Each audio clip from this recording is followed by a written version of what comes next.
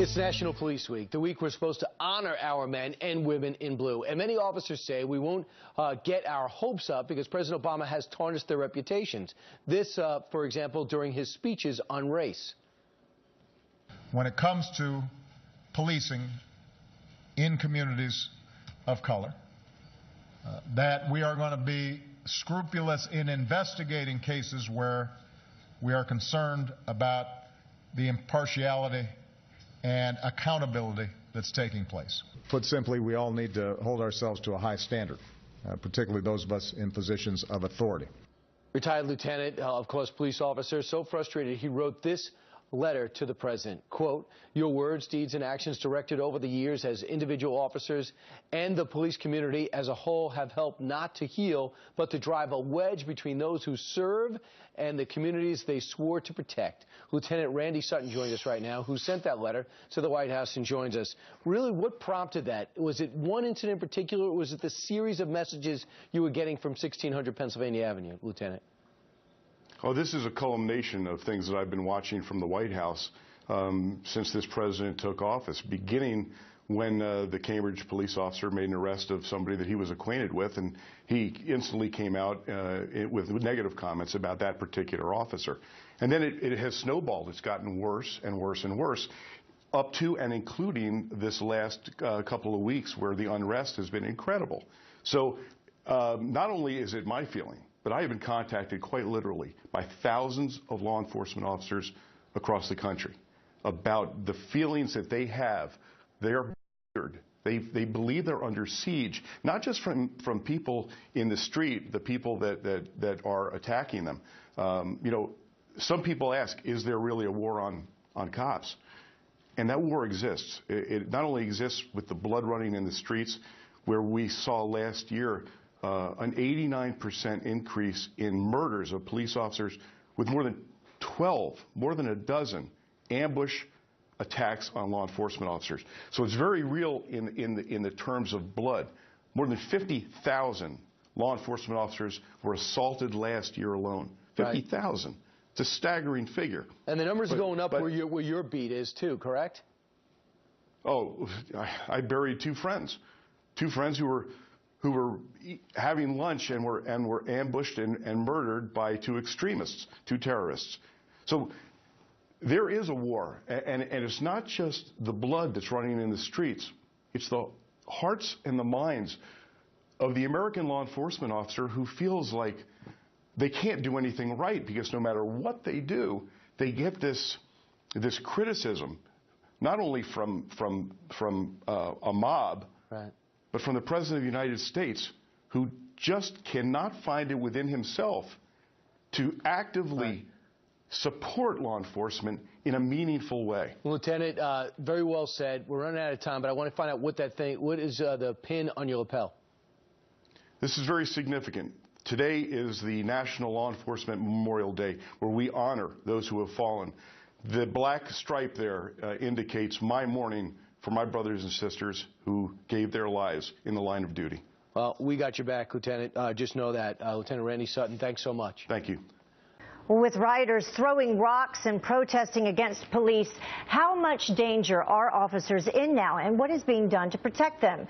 Lieutenant Randy Sutton is the spokesperson for the American Council on Public Safety, and he is a 33-year police veteran. Thank you so much for joining us. Thanks for having me, Heather. You know, a 33-year veteran, have you ever seen a time like this when it does appear to be open season on officers? Well, no, I've never really seen anything quite like this. I was a veteran of the Rodney King, what we call Rodney King Fright Night, when the riots took place across the country. And there was pretty much anarchy at that time. But I don't think we have seen what's taking place in Baltimore in 50 years. And it is an extremely dangerous time for law enforcement in a lot of different ways. And what can we do to counter the problem? I mean, it also seems like it's spreading through social media. Well, this is one of the greatest dangers that face the police, is the abuse of social media. But look at it in a little closer. The seeds of anarchy, the seeds of discontent and violence that are taking place, they prepare very fertile ground for organized attacks on law enforcement.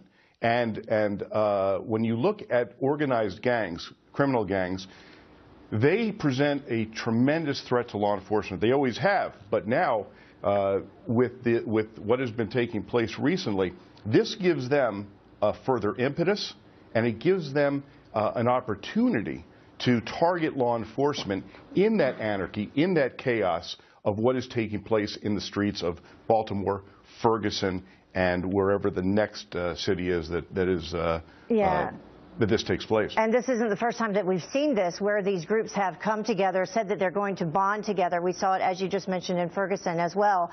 And I asked you this, what can we do to stop it? Well, what law enforcement is doing is using their criminal intelligence capabilities. That means that informants, when gang members are being arrested, developing informants, using electronic surveillance, wiretaps and that kind of situation, to gather information, to mine information, to let officers know where the direct threats are. When I saw the gangs bonding in Baltimore today, I almost had to laugh, because what's happening there is they're presenting themselves as civic groups. They're criminal gangs, the Bloods, the Crips, the Black Guerrilla Family. They make their sources of income on the backs of their victims. That is, the people that become addicted to their drugs, the people that they victimize, and they have for years and years and years. So when they present themselves as a civic organization, as a group to help the community, it's sickening for me to see that. And law enforcement, last year we saw 126 officers die in the line of duty, and we saw an unprecedented amount of ambush attacks on law enforcement. 2 right here in Las Vegas, where 2 individual officers were targeted and gunned down while they were having lunch. Yeah. We saw the same thing in New York City. It really is. It seems to be unprecedented. Lieutenant Sutton, thank you so much for joining us. We appreciate it. Thank you so much for having me. Pool party turned chaotic, and a police officer is caught on camera slamming a teenage girl to the ground. Take a look. On your face! That officer now on leave, but there are questions about how the police responded and if the teenagers contributed to the tension. Joining us right now is Randy Sutton. Randy is a 30-year law enforcement veteran and spokesperson for the American Council on Public Safety. He joins us from Las Vegas. And Neil Franklin, a former police officer and executive director for Law Enforcement Against Prohibition. He joins us today from Washington. Good morning to you as well. Neil, does this look like a racial incident or simply a pool party out of control? If you just look at what is on the video, yes, it does have that connotation to it, because this officer is paying attention only to the black children on the scene there. But that's not the entire story, so it just doesn't look good. Well, one of the things you told one of our producers, Neil, is the fact that one of the things missing these days is respect. A lot of young people don't have respect for cops. They don't have respect for teachers. They don't, adults these days don't have respect for anybody. Yeah, there seems to be a disregard for authority, not just for our police officers, but adults large and wide, teachers, adults within the community leaders, and so on. And I think it's a trend, but if our parents would probably say the same thing about us as well. And also children are imitators. When they see us disrespecting each other, they think it's okay. They're just going to do what they see us doing. Sure, absolutely. Randy, let me ask you about, when you look at that video, what do you see? Well, what I see is an out-of-control situation with a whole bunch of people acting very disrespectfully in a way that one officer is just, it's impossible to control that many people. Now, he's jumping right in. He's attempting to take control. It's my understanding that he actually had a number of people in a controllable situation, and then he was trying to sit that girl down, and she just wasn't going for it. She just wasn't going for it, and he had to use, and he used minimal force on her. Minimal force. Sure. But, well, go ahead, Neil. I want to comment on something that Neil said, and I agree with him completely. I think what we're seeing as a society is what I call the surrender of civility. We're seeing it across the board, and we see it exploited by television and by movies. And, you know, the worse you act, you get a reality television show. Absolutely. Yeah, but if Okay, you Neil? notice the first officer who appeared in the video as he was talking to the group of children, everything was calm. He was calming things down, at least with that group right there. But then this other officer comes on the scene and he's running around. And yes, we don't see the entire picture, but there's a way that you can talk to young people to get them to comply. When you come on the scene, you're supposed to bring calm. You're not supposed to bring excitement or take excitement to the next level. All right. Randy, before you go, tell the story for us about how when you were an officer, you went to a loud music call. Bunch of kids there. What happened? Well, I mean, I really empathize with this officer and the officers in this situation. Every police officer has been through something similar. A very dramatic situation in my case was a simple loud music call. It was a teenage party in an apartment, and when my partner and I knocked on the door, the music was blaring, the kids were screaming and such. And as we walked in, I focused on one guy. Even though there was a lot of people, there was one guy sitting on a overstuffed chair, and I saw his hand move, and I just drew my weapon and pointed it at him. Everybody thought I was crazy. My partner put him on the ground, reached under, and there was a pistol. It turned out that he had just used it to kill 3 people. So you just never know. You got to be careful. And every situation is different. It's fluid, and you have to go at it with the knowledge that there is danger there. All right, Randy and Neil, we thank you both for joining us today from Las Vegas and our nation's capital to talk about this important item. Hello, I'm Las Vegas retired Police Lieutenant Randy Sutton, and the author of A Cop's Life.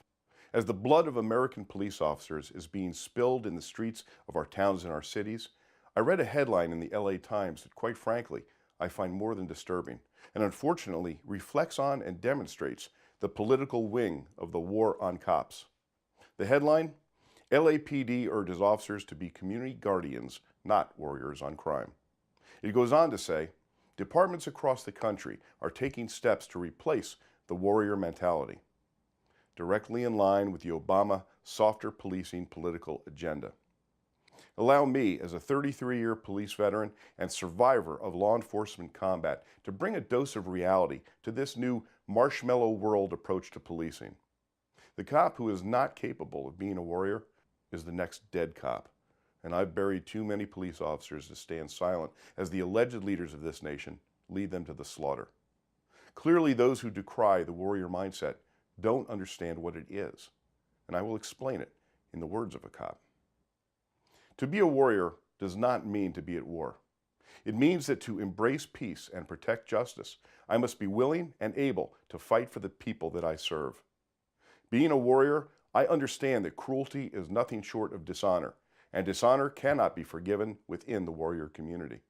The true warrior embraces compassion, develops strength, encourages learning, and is fearless in their commitment to protect the weak, the innocent, the downtrodden, and the disadvantaged without regard to race, religion, color, or creed. The warrior is the protector of all who would not prey on others.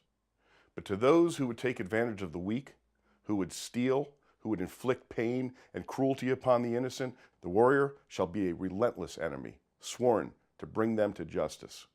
I am that warrior. I am that cop.